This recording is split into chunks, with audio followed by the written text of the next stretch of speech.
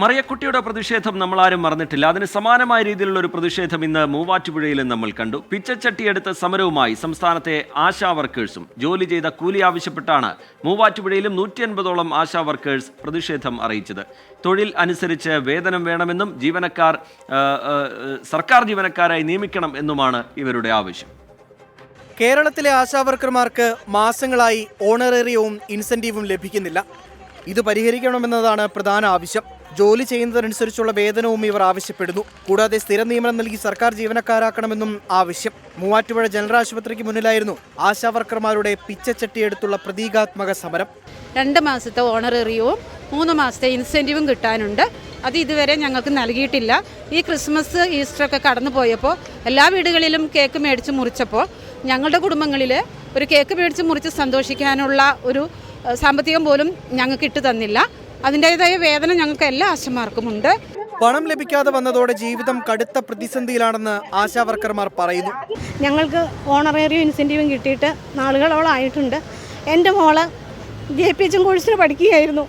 പക്ഷേ ഇപ്പം ഫീസ് കൊടുക്കാനില്ലാതെ വീട്ടിൽ തിരിച്ചു വന്നിരിക്കുന്ന അവസ്ഥയാണ്. 3 മാസമായിട്ട് എൻ്റെ മോള് പഠിക്കാനായിട്ട് പോകുന്നില്ല.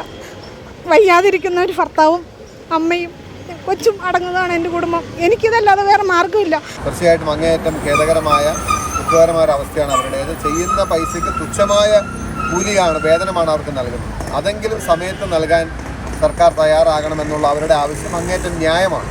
ആവശ്യങ്ങൾ പരിഹരിക്കാൻ സർക്കാർ തയ്യാറായില്ലെങ്കിൽ പ്രതിഷേധം ശക്തമാക്കുമെന്നാണ് ആശാവർക്കർമാരുടെ മുന്നറിയിപ്പ്. ന്യായമായ ആവശ്യമാണ് ആശാവർക്കർമാർ മുന്നോട്ട് വയ്ക്കുന്നത്. ജോലി ചെയ്യുന്നതിനുള്ള കൂലി സർക്കാർ അത് അടിയന്തര പ്രാധാന്യത്തോടുകൂടി പരിഗണിക്കേണ്ടതുമാണ്. രാഹുൽ വിജയൻ, 24, കൊച്ചി. പൊതുജനം കഴുതയല്ല സാർ. ശമ്പളം മുടങ്ങിയതോടെ കടുത്ത പ്രതിസന്ധിയിലാണ് സംസ്ഥാനത്തെ ആശാ വർക്കേഴ്സ്. ജീവിതം വഴിമുട്ടിയതോടെയാണ് ഇങ്ങനെയൊരു പ്രതിഷേധവുമായി അവർക്ക് തെരുവിലേക്ക് ഇറങ്ങേണ്ടി വന്നത്. പിച്ച തണ്ടേണ്ടവരാണോ ആശാ വർക്കേഴ്സ്? 24ന്റെ ചോദ്യത്തിന് ജനങ്ങൾ നൽകിയ പ്രതികരണം കേൾക്കാം. ആശാ വർക്കർമാർ എന്ന് വെച്ചാൽ ഓരോരുത്തർക്ക് പെൻഷനൊന്നും കിട്ടാണ്ട് കുടുംബപരമായ രീതിയിൽ ഇവർ ഓരോ ദിവസവും പോയി കഷ്ടപ്പെട്ട് അധ്വാനിച്ചാണ്. പുകയും വെയിലും പൊടിയും പടലങ്ങളും കൊണ്ട് അതിൻ്റെ സർക്കാർ എന്തെങ്കിലും ഒരു ആക്ഷൻ എടുത്തേ പറ്റൂ. ജോലിക്കുള്ള വേതനം എന്തായാലും നിർബന്ധമായും കൊടുക്കേണ്ടതാണ്.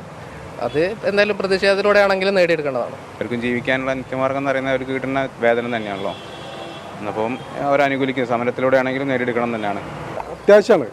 എന്നുവെച്ചാൽ ഓരോ പാവപ്പെട്ട ആളുകളാണ്, അവർക്ക് ശമ്പളം കൊടുക്കേണ്ടത് നിർബന്ധമാണ്.